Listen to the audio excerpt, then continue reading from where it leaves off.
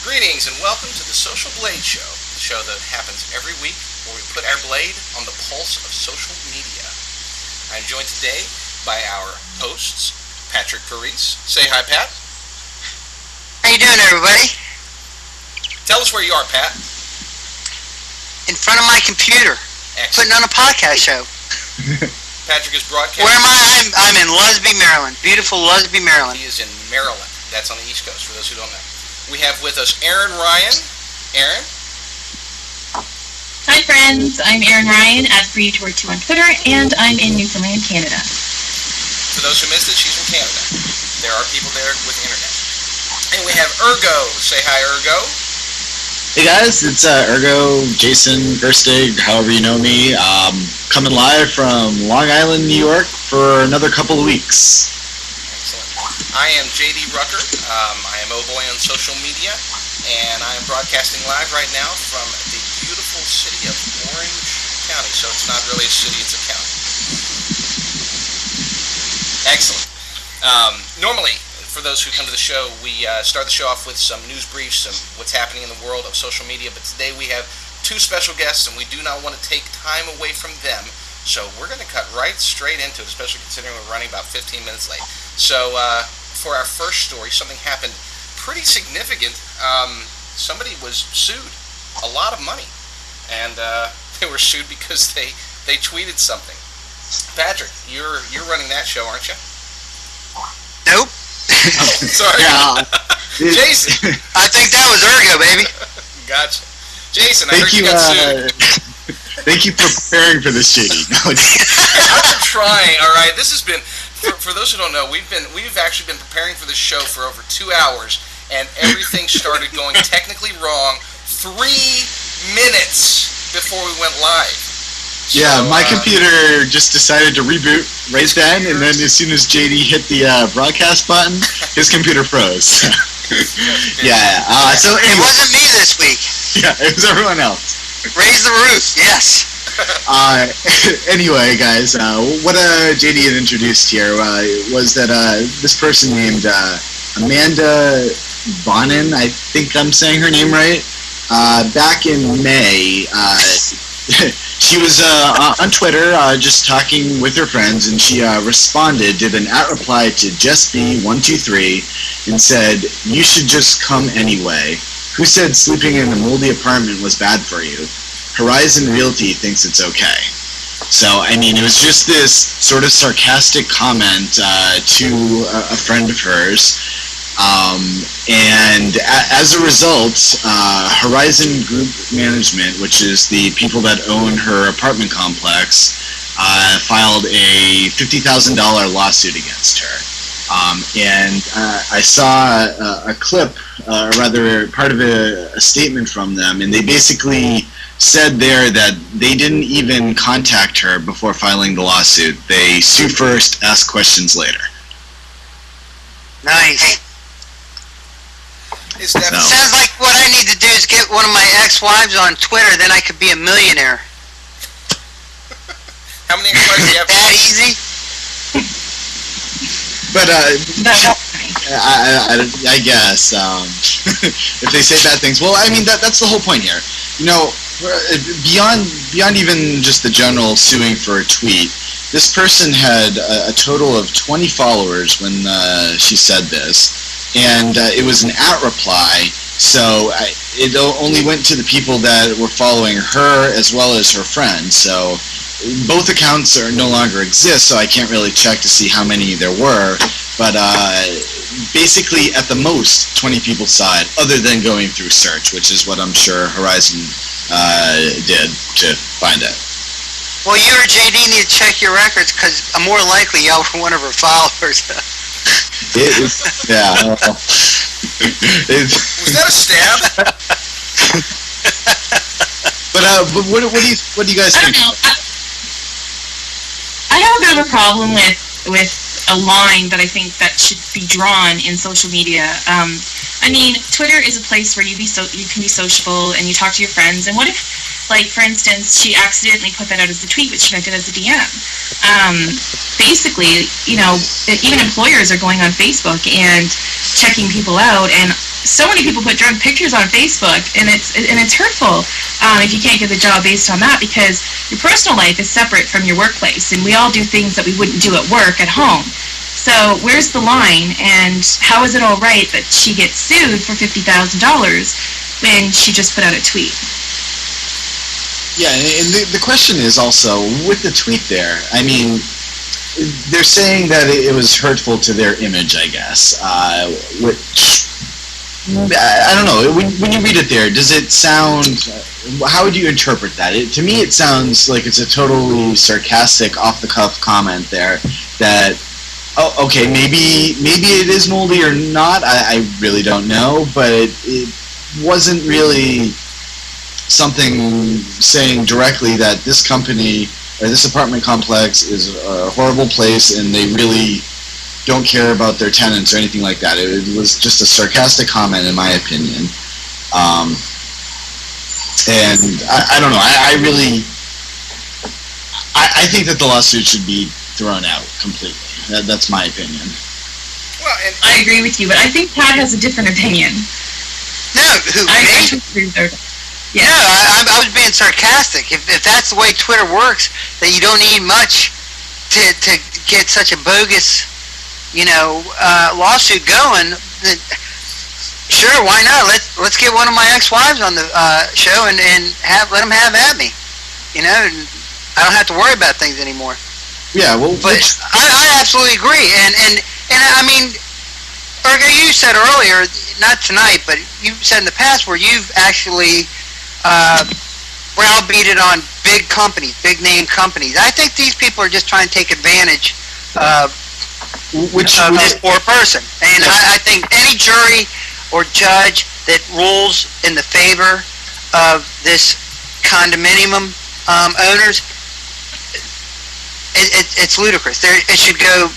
There's no way that these people should get any money. Yeah, I was actually looking back to prepare for this, looking through my previous tweets, and I found in the past month or month and a half or so, I've actually talked poorly about two companies on Twitter. So I'm wondering if I'm in danger. Yeah, don't mention them. Well, go through my history, but you'll see that we'll just say a company that provides a product that has customer service. I spent 2 hours on the phone with them, and basically the rep that I was talking to just kept giving me false information and then eventually hung up on me. So I tweeted about that. Now, I can't prove it. They can't prove it didn't happen. Am I going to get sued by them? And then another company also came to my door and was trying to sell me some service, and I knew more about the service than the salesman at the door, and I was arguing with him and telling him that he was wrong about these details, and then I tweeted about that and had a whole bunch of conversations on Twitter about it. So, I mean, you should, if you're not going out and really trying to dishonor the company and you're just talking about nice, JD. Little flash there. Sorry. Now you made me forget what I was saying. If you're not really trying to, go out and compete with the company, and you're just doing it in a personal Twitter conversation, even if I have 27,248 followers on Twitter right now, so my message went out to a little more than 20 people, but still, I mean, I don't see that as being something that should be suable, unless you're really spouting lies and really going at it, or you're doing it in a media sort of a way where you're publishing a blog post that's meant to be seen. You run consumerblog.com or whatever, and you want to post a story on there. That I think would be worth something. But if it's just on Twitter, which is more of a personal chat type environment, I felt very strongly here that it was really a bad thing for them to do, and as a result, they're getting way more bad press than they would have if they let this go. Little Birdie in the I totally agree. Little Birdie in the audience had mentioned that they didn't even mention the name of the apartment. And the tweet itself is showing on the screen right now. It says you should just come anyway. Who said sleeping in a moldy apartment was bad for you? Horizon Realty thinks it's okay, just as you had mentioned already before. But still, it's even though they mentioned the realty, they didn't mention the name of the apartments. There's a whole lot of gray area involved here. Go ahead, Erin. Yeah, no, I was just going to bring up you, actually. Apparently someone did a blog about you being a snob, and I'm just wondering, are you looking to sue that person? Because I'm thinking, like, we have personal blogs, and then we have a little bit of professional blogs out there, and then we just have article blogs, and there's so many different ways to access your thoughts and put them on the internet. It's like, where's the line? Where can we be personal and be able to be open and be social in social media, and not have it hurt us in our real life? And that's my question. It's like, if I put right now, if I tweeted out, oh boy, is a snob, am I entitled to get sued because that's slander and it's your image, or am I entitled to have my own thoughts and freedom of speech? That's where I lie.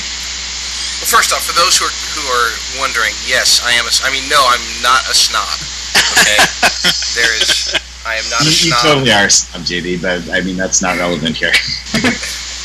I am again in agreement with Urgo. Go on. I am suing your tails, all of you. This show is going off. Wait, what did you should just say? Sue the Social Blade podcast. The Social Blade. I'm going to own this show. You guys don't know who you just messed with. All right, hold on. I'm putting myself live. Hold on, real quick. I actually, someone when I was talking about this on Twitter sent me a link. It didn't work, but apparently, I don't know if it's true or not since the link didn't work. But they said that Wells Fargo actually sued themselves once. So we can sue ourselves. I'm going to sue myself. Do that. That is how pissed I am upset I am about this whole situation. I am not a snob. I am going on. Leave, oh boy, alone! Okay, alright, I'm done with that part. And that's zero boy, by the way, not the letter O, boy. Just putting that out there. Only on Twitter, though. And maybe some other sites. Maybe some other sites. Oh, so Amy Vernon from the audience just said that Wells Fargo did sue themselves, so she confirmed that. Damn me, I'm suing me. Allow myself to introduce myself. All right, moving along. Anything else on the tweet that was heard around the world for $50,000? No. Good. Going once? That was good. We are going to go to one of my favorite sites. Actually, I would say probably next to Social Blade, this is my favorite site to visit on a regular basis. This is a dig tool, and Patrick Parise, who is hopefully listening, can introduce. I'm here. He can introduce our guest. Please do, Pat. Yeah, even though I'm no longer on Dig or active on Dig and have no plans on getting back on Dig, I'd like to introduce Scott Miller, the creator of the Biggboard. How you doing, Scott? Excellent. This is where Scott doing good. Say hello. There you go, brother. How you doing? Yeah, just had to unmute the thing. Not a problem, brother. So before we get started with talking about your Dig gift from heaven, tell us a little bit about yourself, where you're from, and well, no, let's not sell it short. Really, it's a big help. Where are you from, and tell us about. Are you married? What do you do for a living? That type of stuff. So okay, well, I am currently from Utah. Didn't grow up here, but found my way here because of the greatest snow on earth, as the license plate says. And my background is primarily in marketing and web application development, and have done both for quite a while, and that's what I do. And Digboard, or Biggboard, after they made me rename it, was really a something that was lacking when I started out on, trying to be active on Dig, and maybe I should wait until this question comes up to give you the full history, but that's kind of just a little bit about me. Excellent.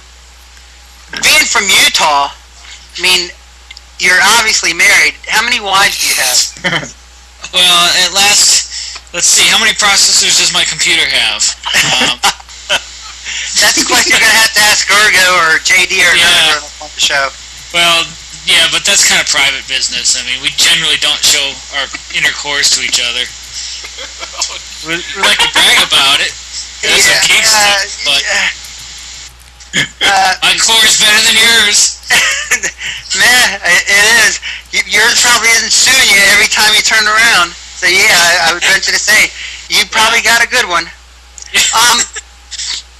So one of the things I asked you about, and just to find out a little bit more about you, is I wanted to talk about what you do for fun.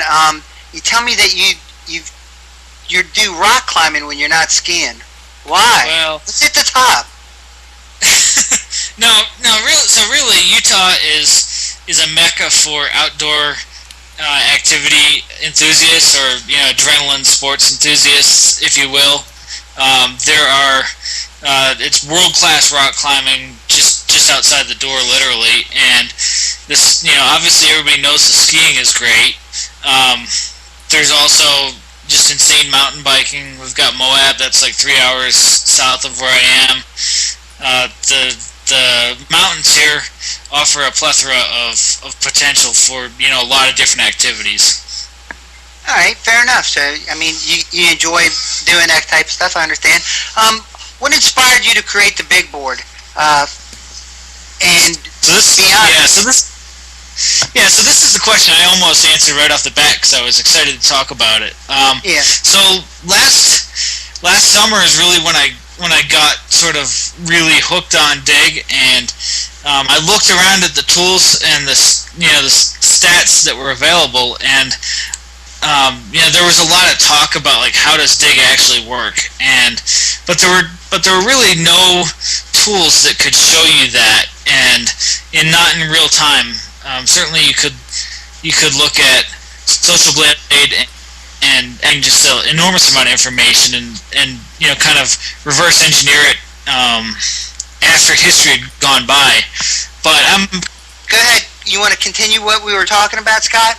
Yeah, absolutely. So, like I was saying, so right about this time last year, actually, it was it's kind of eerie that it was about a year ago, and I said, well, geez, there's nothing out there that is satisfying my desire to understand what's actually going on Dig, and when stories get buried, what happens to them, and where do they go, and so I said, well, I'm going to build this tool, and of course I didn't really know very many people in the community yet, and so I built it and I started showing it to a few people like Dig Boss, and he thought it was really interesting, and it wasn't really until Patrick discovered it that it like got huge, I don't think, because he began to sell it to everybody, of course.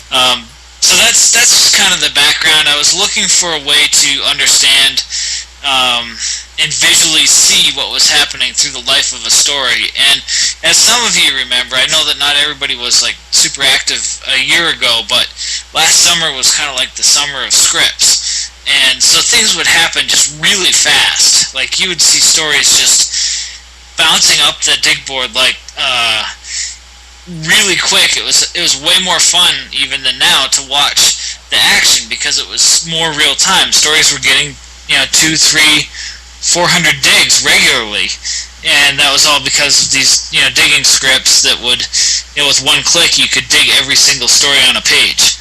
So you could dig 1,000 stories an hour, and you'd don't probably get banned, but it was out there and people were doing it, which was it just made it really fun, I thought. Wow, I knew nothing of these scripts. I mean, I just tested them for R&D purposes, actually, but Before you continue, I want to make a quick note. Yeah, I tested them for POP purposes. Yeah, I mean that's why I still have my account after all this time. But I want to make a quick note. That's kind of the background on where it came from. It actually took me only the core engine of the big board that you see was really only about a day of programming to put that together, where it would do the track view of a given story, and that was all it had to start with. And then the sort of dig alerter view, where it shows all of your stories on one page, came like probably 3 weeks later. Personally, I really think the page where you get to track the individual story and you see all the different categories there, I think that, for me at least, is the most valuable part of it. Because whenever I was submitting stories before I found your tool, I used to always go to each of these individual categories in different tabs and just have to reload it over and over again to story. Yeah. I mean, this tool replaced exactly what I was doing manually. Yeah, and I used to do that too, and it was so annoying because those pages, I mean, they're maybe a little bit faster now, but they used to be just painfully slow to reload. And if you had a story that you were promoting and you really wanted to follow it, you just had to constantly. I mean, I'd have like 10 tabs going in my Firefox, and each tab had a different view in Dig's site. From the category up to the hot all or the popular all, and just constantly refreshing all of them and bouncing back and forth. And meanwhile, while I was doing that, I wasn't getting anything else done because I mean it's just impossible. But with the dig board, you can obviously just have that on in the background and continue to go through your email and do whatever like normal work that you might have to do, and just glance up at it and quickly understand what's going on. Exactly. Just throw it on the monitor and just watch it. Yep. Yeah. Did you think it was going to be as big as it has become? Like, it was just for personal use, wasn't it, at first? And then, you shared it with somebody and it kind of grown and grown and grown to more. Big is a very relative term. It's certainly not something that's particularly interesting to anybody other than power diggers. So, You're wrong there, dude. You're wrong there. There's people that I help that love it. Yeah, they like to watch their stories. Fine. It depends. Right, It depends how you categorize a power digger exactly. Yeah. It really is anyone that cares about submitting a story. If you just want to throw something up and you don't care about it actually hitting, that's fine. It does. If you categorize a power digger as someone that's in the top 100 list, it's not just that. It's really, because I know people that have never had anything at the front page that still like the tool. Hoping that someday they'll have something hit. So whenever they submit something, they use it to look. I have a dream Interesting. that I will someday be able to hit the front page of Dig. No, but as Scott kind of related, I guess it's no secret by him telling that him and I have been friends for a while now on social media, which is the case, but many people out there in the audience may not realize this, but Scott and I are actually really the Wonder Twins, Zan and Jaina, from the superheroes that used to help the Super Friends. It's true. When we were not bailing out Super Friends, we were pretty much teaming up to Game Dig and other social media sites. I mean, you kind of gave us all away there, Scott. That's the way it is. You shouldn't give me that scarlet letter because I'm not the gamer in this relationship. I never heard a script. You're the one that said you did. Anyway, next question. Big board wasn't, and we're gonna wrap this up here real soon because we got some other big stuff coming up. We want you to stick around for that as well. Big board wasn't an original name, was it? Can you talk briefly about that and your relationship that you learned to and bring up with Jen? Well, it originally was named the Dig Board, which just made sense, but the funny thing was that the origin of the name Dig Board came from the big boards that they have in the stock market that are constantly updating on Wall Street. And I said, well, let's do something like that, but for Dig. So we'll name it the Dig Board because it was just a good play on words. So, but Dig has, trademark on certain terms, and they are legally obligated to enforce those. And there's nothing that they can really do about it. They registered the trademarks as any smart business would, and then when you register a trademark, you are obligated to defend it, or you risk losing trademark status. So sure enough, along comes Jen, who's the community manager of Dig, and she says, you're Vanhammer. Yeah, well, I don't know that for a fact. That Vanhammer. But so at any rate, she says, you can't name it that. And so we had a little discussion back and forth about, how their terms of service state that you can't use the word dig in your core or your root domain name, but I was using it in a subdomain, so that was probably okay.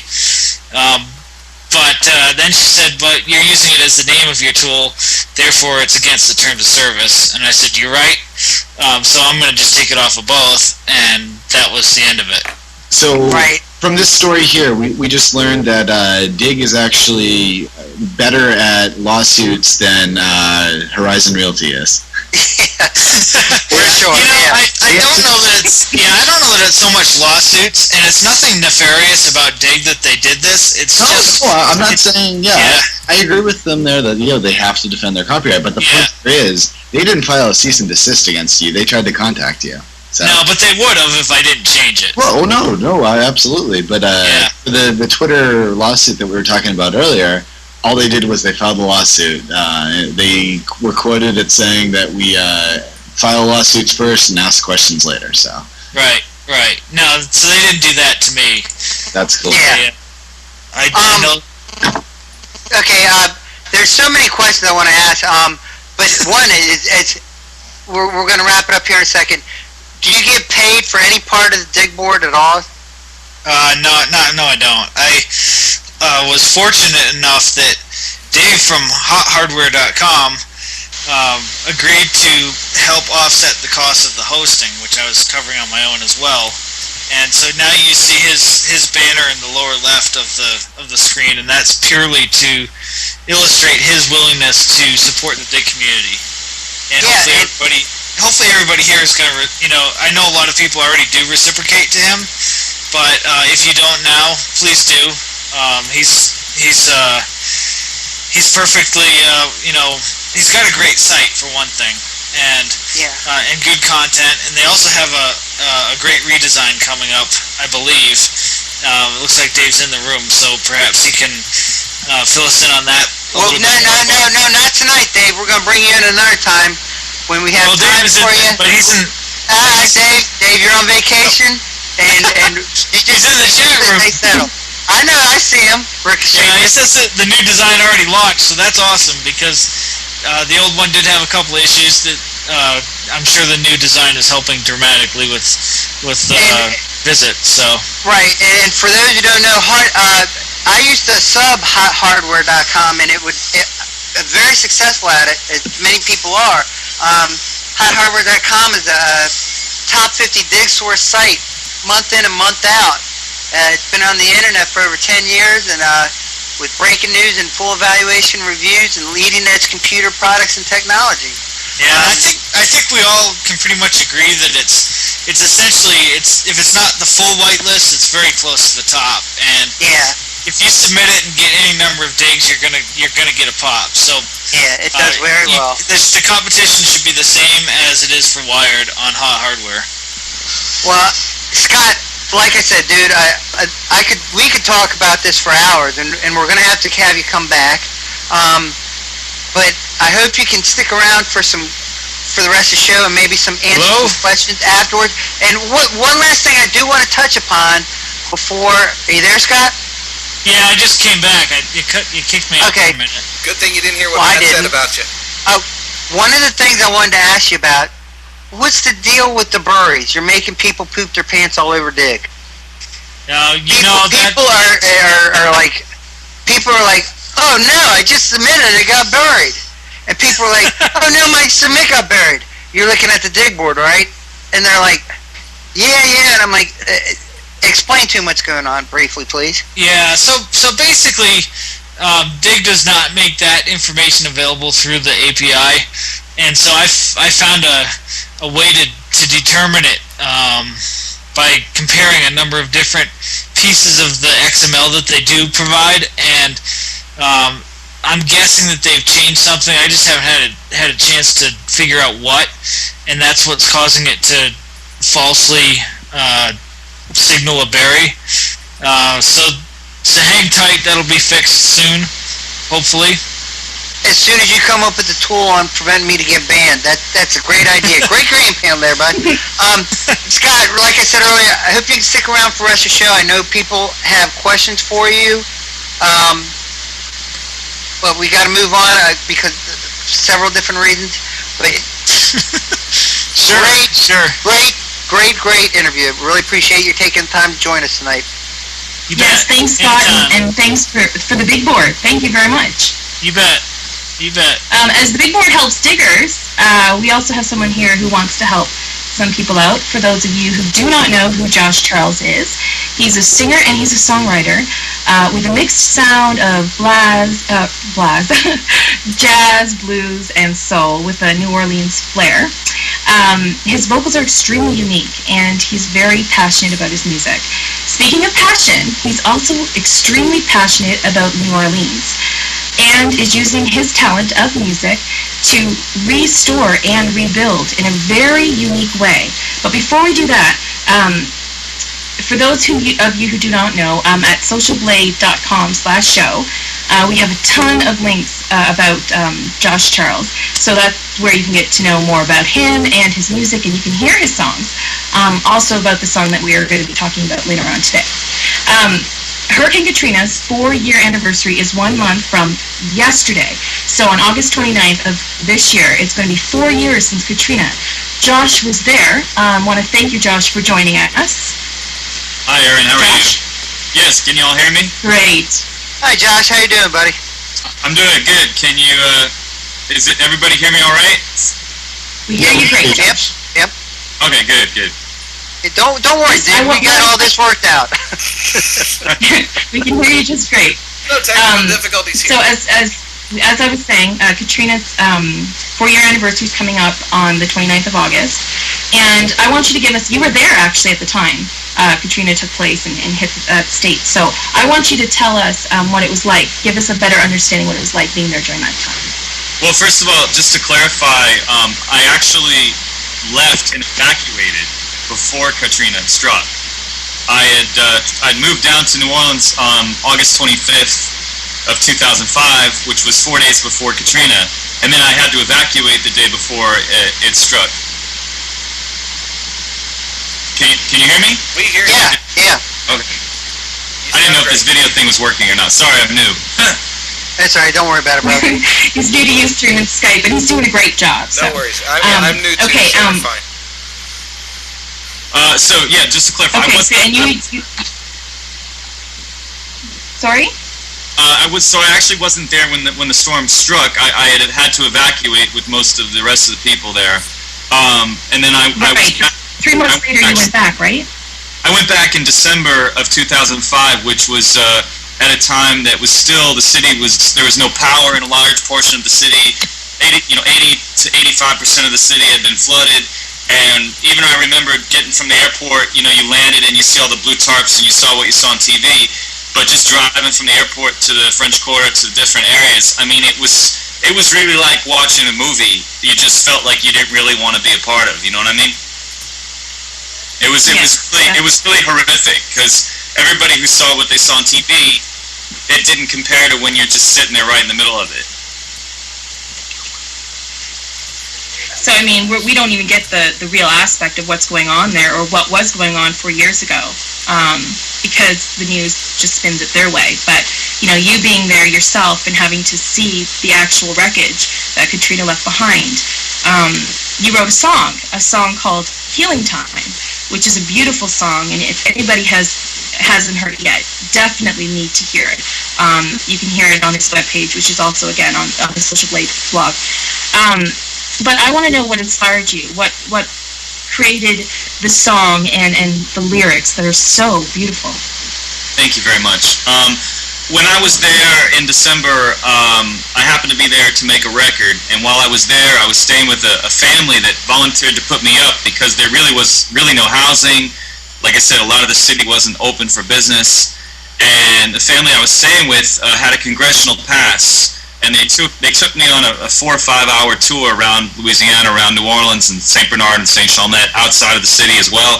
And I remember I got out of the car in the 9th Ward, which is where there was a lot of focus on the damage and destruction and death that occurred from Katrina, and actually from the levees breaking. And I just got out of the car and started walking around the street and just immediately thought to myself that it's going to take a lot of healing time to try and fix this problem.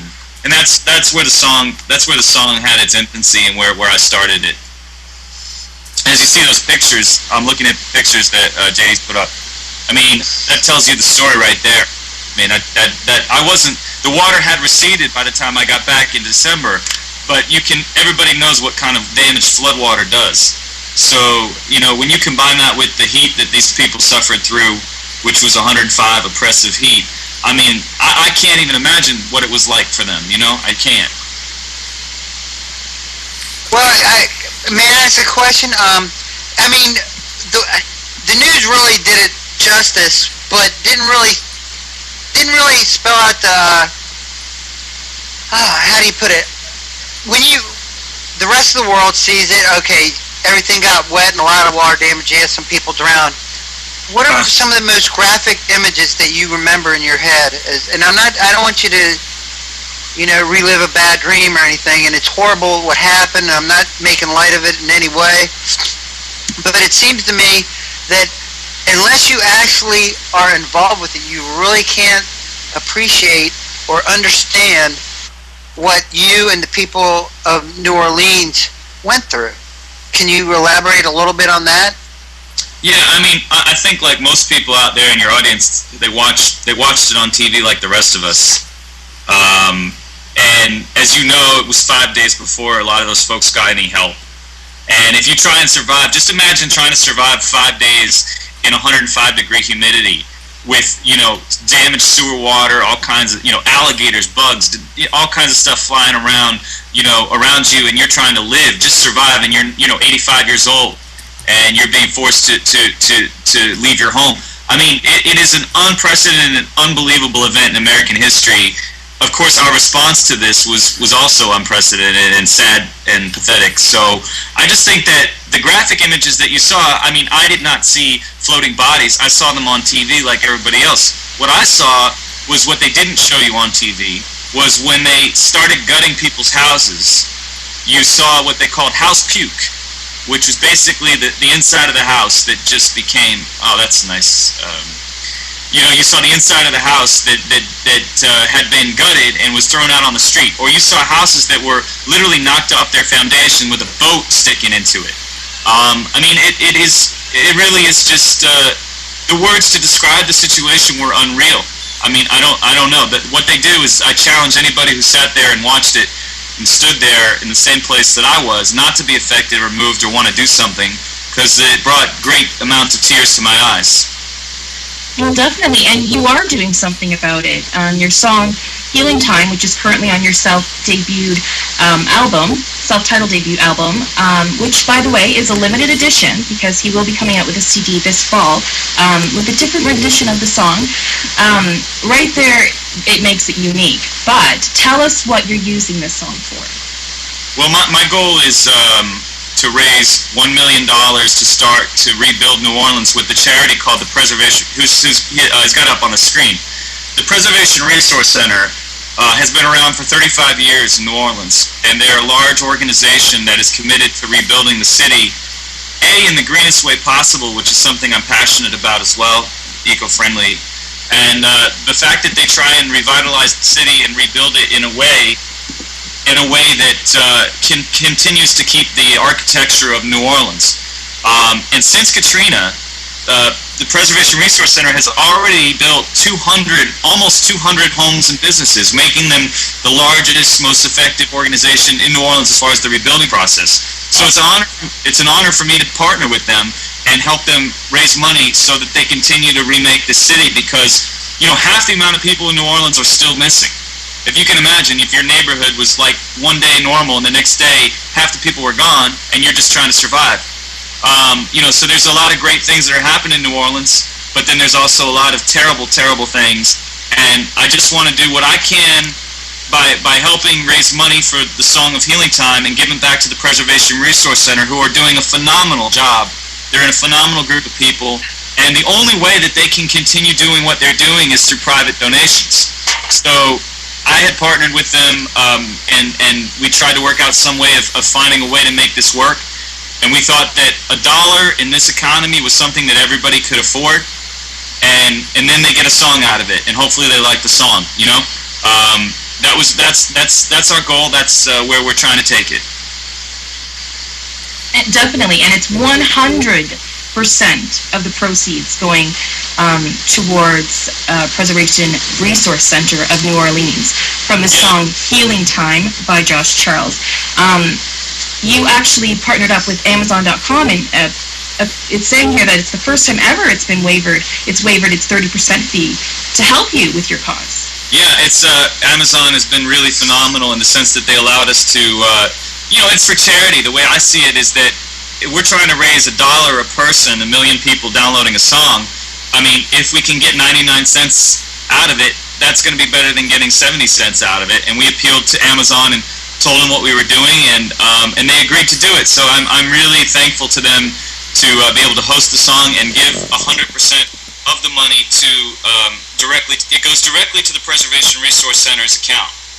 I don't see the money, I don't touch the money. I don't want to have anything to do with that. I just want to make sure that when people download the song, they're getting the money goes to the right place. Definitely. Hey, this is JD. This is the first time a musician really has done it. I mean, mostly a musician will take a part of the percentage, but you're just directly sending the money right to PRC of New Orleans, and you're putting it towards a great cause, and that's pretty amazing to do. Being a musician, and right now you have a ton of sponsors helping you with the Rebuild tour, and you're coming out with a CD in the fall, correct? Yeah, I have a CD in the fall coming out. I mean, the thing is that my goal and my quest for the next 2 months is that this is the time right now when New Orleans is going to be in the news. People are going to start thinking about 4-year anniversary coming up in Katrina, and I can't build anything. I'm lousy with my hands as far as tools, but and I don't have to give personal money to give to anybody, and so this is the one way that I can do something. And this song, basically, I've given this song not just if we raise $1 million or we raise $2 million. I've given the song in perpetuity to the Preservation Resource Center. So we've been very fortunate to get a lot of radio play and get a lot of support from people on this song. So therefore, if this song becomes successful, it's benefiting the Preservation Resource Center. I earn absolutely no money from the sales of this song. And that's, I just want to clarify that I don't make a penny from the sales of the song. Guys, I want to say something real quick. This is JD. I want to make sure everybody understands the gravity of this. There are artists, if Madonna makes a song for charity, chances are she's making some money off it, just not as much as normal. If Apple, they want to do something, they want to sell a song and give some of the money to charity, they still take a percentage of the money. This is the first time, and the reason that this is getting so much play, it's been on CNN. Josh has been, I believe that he's going to be on Mashable. He has a huge support base that's growing right now on Twitter and other social media sites. This is unprecedented. We're talking 100%. Amazon doesn't make a penny. Josh doesn't make a penny. This has never happened before. Okay, this is a first, and that's one of the reasons that we brought him on the show. It's not just because the cause is good. It's also because that it's all for the cause, and that alone to me is just an amazing story. And that's why, like I said, he's getting press from us. He's going to be getting press from just about everybody. It's important that we show support by getting involved, going to his website, and getting involved by letting other people know. Get your 99 cents in. I've purchased my song. get your 99 cents in and get your friends to do it. This is social media, and the whole reason that we wanted them here is because through social media, we have an opportunity to actually make a difference. Anyway, I just wanted to throw that in before we got too far. Josh, continue. I broke you right in the middle. I was going to say, JD, that I really appreciate you saying that, because we have been very fortunate to get some amazing press in terms of traditional media with CNN and USA Today and things like that. But what I have to say thank you to Buzz Edition, Susan, who I know is in the audience, who helped me out by. Yeah, I was going to give her props in a bit here. Yeah, okay. I'm looking forward to doing that. But go ahead. Feel free to do that as well. My goal with this is, I mean, I wrote the song and I released the song, but it's really up to everybody else to help contribute, because the thing is that I think that if what JD said is to try and create some sort of a make this go viral so that everybody can spend 99 cents and help rebuild the city. It will be a phenomenal event if we can. There she is. It will be a phenomenal event if we can make this happen. And it will make a huge amount of difference in a lot of people's lives, and a city will be entirely grateful, not to me, but to everybody who still cares about this amazing place. New Orleans is the birthplace of music, of culture, and food in the United States. It really should be preserved like a museum. And so many people have been there, and they've been touched by the city and the people there. And the thing is that this is just a small way, even in a tough economy, that by giving $1 virtually, by literally going on your computer and downloading the song, is the only way that you can give money to get the song. We do have a Facebook cause which allows you to make bigger donations if you so feel inclined. But honestly, I just want everybody to give $1 and then tell their friends and then tell their friends until we can actually hopefully create a viral campaign with this. And I've been so fortunate and so blessed to have the support of people like Susan and people on Twitter who have taken this cause and taken it personally to their heart and feel it the same way that I do, that it's really humbling, and it's very gratifying to see people starting to spread the word. And I talked to the head of the charity today, and I told her that there's been people as fortunate, people like Alyssa Milano and Collective Soul who've retweeted about the Preservation Resource Center and what we're trying to do here. And everybody on Twitter, whether they've got 5 followers or 5,000 or 50,000, who's just taking the effort to put the word out, I can tell you it is extremely gratifying and very humbling, and I feel very lucky to be associated with this in any way, shape, or form. Oh, definitely, but we keep talking about the song. We definitely need to hear some of the song. Healing Time. GD, you have the song there to play for us? I do, and I'm going to attempt a reload of the song. As we mentioned earlier, my poor little computer is being stretched to its limits right now, so we're going to make an earnest attempt to play a clip from the song.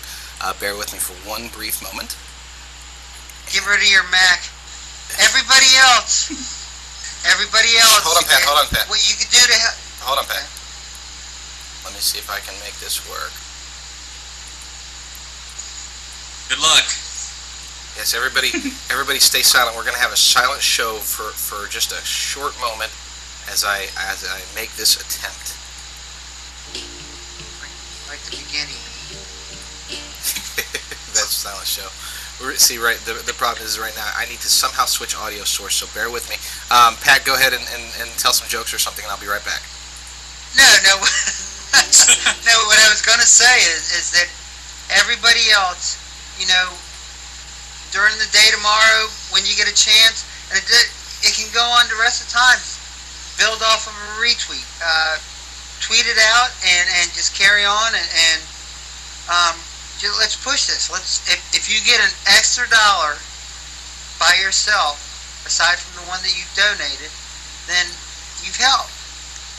All right, let's go. And if you're looking to help somebody this year, this is the best way to do it. I mean, we've all been through hard times. And just because we weren't there, sometimes people say, well, it didn't affect me. But, we've all had our rough times. We've all could have used $1. So, this is going to rebuilding and restoring. Not just, here, let's just take New Orleans and make it anew. This is actually restoring it, trying to make it like it was before Katrina, so we can see the beauty that still is New Orleans. You've been there recently, Josh, correct? Yeah, I've been there. I've been there pretty much since we started this, trying to get this out since the beginning of the year. And actually, the first time in January, I went back in February for the first time in 3.5 years since basically Jazz Fest in 2006. And I was really anxious to see how it was going to be different after 3.5 years away. And I honestly can say that, I saw a little bit of progress in areas where there was a little bit of money. But for the most part, I was still very discouraged by the amount of the lack of progress in areas of the city beyond the areas that get attention, like the French Quarter and Uptown. The thing I always tell people is when they go to New Orleans and they have the time of their lives, it's the people.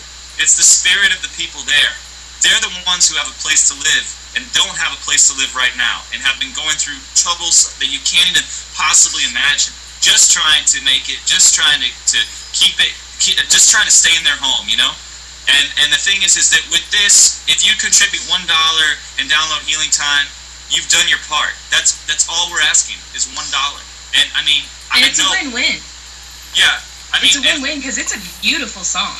Well, thank you very much. I mean, the song. It's not only helping a person, in New Orleans, helping a great cause, but Healing Time is a beautiful, beautiful song. So you're going to have a great song, and you're going to help somebody. So, it's a win-win, and it is only 99 cents. Who can't spare 99 cents? That's less than a coffee. You would ask. Well, wait a minute. Urgo, don't ask her. Call her. Call Susan. Yes. Let's bring Buzz Edition on, because if it wasn't for Susan, a.k.a. Buzz Edition, who actually brought Josh Charles our way, which, God bless her, because it's a wonderful cause, and we jumped on this as soon as we found out ourselves through Susan, because this is definitely going to make a difference in many people's lives, and we want to reach that goal. We want Josh to come back and tell us, social media's help, because, like he said, the community in New Orleans makes New Orleans have the fun and the culture, and it's the community. So let's band together as a community within social media, and let's send some money their way. Let's help them out. Yeah, and I will say that I think it's exciting. Like I was saying earlier, and Susan and I were talking about this, and I went to a Mashable event for social good the other night, and I was fortunate enough to meet Adam Hirsch, and I told him about the cause as well.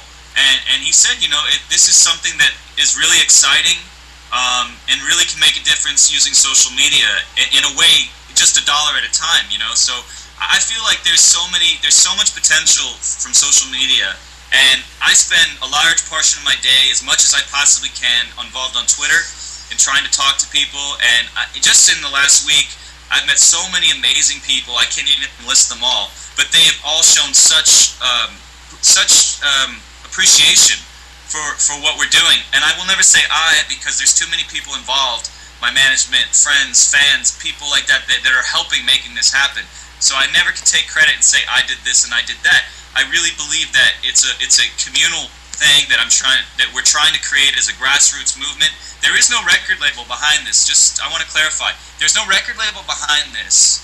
There's also no finance behind this. So, in other words, whatever we're doing to try and make the difference and raise money for New Orleans is being done from our own time, whether you get, whether it costs money for your time or whether it costs money to go out on the road, whatever it is. So this is completely 100% from my heart. And I've found many people like Susan who feel that, this is a great cause, and people on Twitter and people on Facebook. So it is such an honor, like I said, to be on the show, to spend time talking about this. I really, really, really appreciate it. Excellent. Well, thank you so much. Wait a minute. Wait, before we move on, JD, and we'll talk about this later, there ought to be a link that we leave up for quite a while on our show every week where people will know how to go and contribute. That's a good idea. We can make them like it's a something permanent that we sponsor. talked about. Yeah.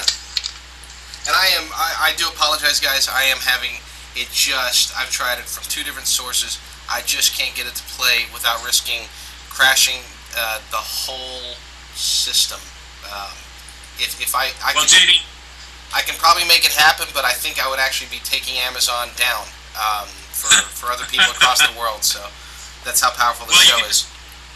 if they go to the website, it plays automatically. You know, when you go to joshcharlesmusic.com, we've made it so easy for people to download the song that it's the first thing you see and it's the first thing you hear. And you know that makes it that quick so that people can immediately decide they want to download it or not. It's so easy. Can you pay for it through PayPal? You can download it through Amazon or through iTunes, and I'm not positive whether or not Amazon or iTunes can you use PayPal. I can't answer that question. I'm going to make sure they take it. You can also donate on the Facebook cause page, which is also on the website, which I believe you can use PayPal for that, if I'm not mistaken. Oh, there's something. Get the pain that's soft. Be a better tomorrow. 'Cause all you need is healing time. To make it through. Nice. There's a little clip there. Thank you, Jason. That was awesome. I hope everybody in the audience was able to hear that well. If not, you just need to go to what is your website, Josh? What's the URL? It's joshcharlesmusic.com. joshcharlesmusic.com. You go there and you'll be able to hear the song instantly, as Josh said. It will just pop up, start to play. Hit the Amazon button, hit the iTunes button. Preferably the Amazon button, I must say, because they are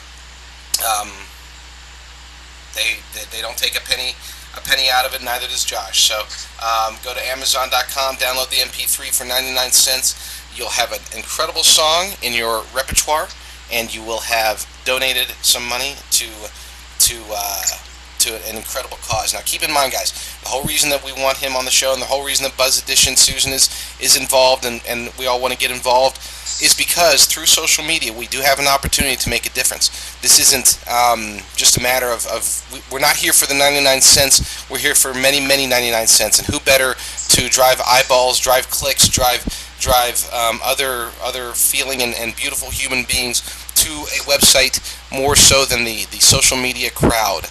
So the power is in your hands. Were we able to get Susan on the line? Jason? No, she's not available. She can't get on. No, Susan. No worries. You can find her at twitter.com/buzzedition.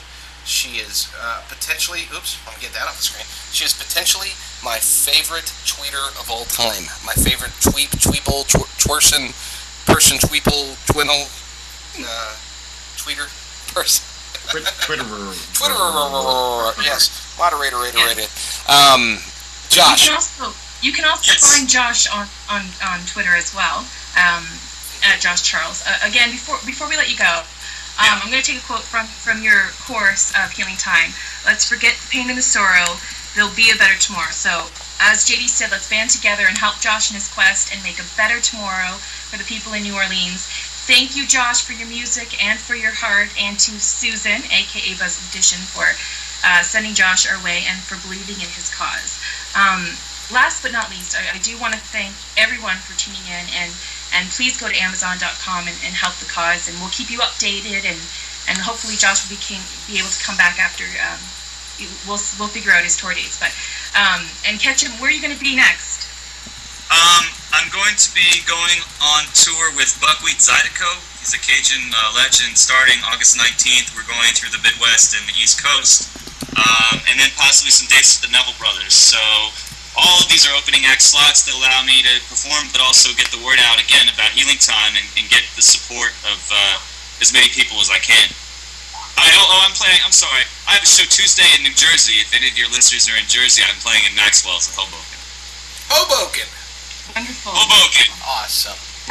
Josh, anything on Long Island here in the next few weeks? Oh, you're close enough. No, actually, I think most of the shows in New York are always in the city, or Oregon in Hoboken and Maxwell's. Where are we doing New York? I'm sorry, no, I don't. But all my tour dates are also on my website as well. I'll have to check it out. Excellent. I want to appreciate. Canada, right? I'm going to work on that.